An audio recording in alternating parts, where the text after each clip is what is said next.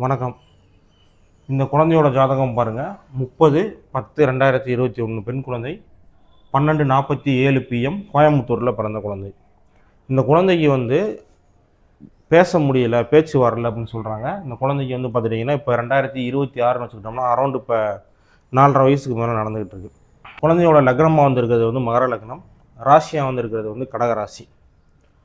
அப்போ இந்த குழந்தைக்கு ஏன் பேச்சு வரல அப்படின்னா அந்த குரல் சம்மந்தப்பட்ட பிரச்சனை இருக்குது. அந்த குரல் அப்படிங்கிறது நமக்கு இங்கே லக்னத்துக்கு 3ஆம் பாகம், தொண்டையை குறிக்கக்கூடிய பாகம், குரல் வலை சம்மந்தப்பட்டது 3ஆம் பாகம் லக்னத்துக்கு.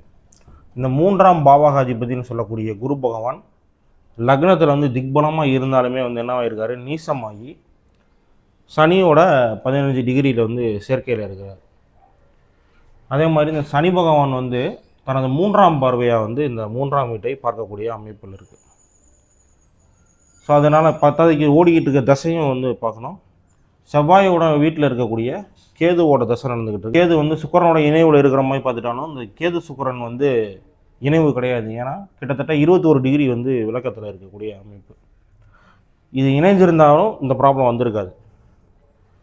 அப்போ இந்த கேது திசை இந்த குழந்தைக்கு எப்போ முடியுது? 17 நவம்பர் 2028. 3ஆம் அதிபதி நீச்சமானாலும் லக்னத்திலே திக்பலமாக இருக்கக்கூடிய அமைப்பில் இருக்கிறாரு.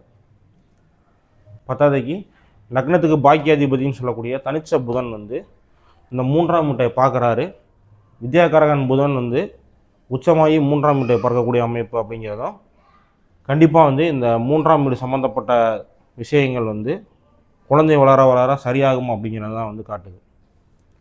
அப்போ இந்த கேது திசை முடிவதற்குள்ளே இந்த குழந்தைக்கு குரல் விஷயங்கள் சரியாகும். சரியாகி சுக்கிர திசையில் இந்த குழந்தை நன்றாக இருக்கும்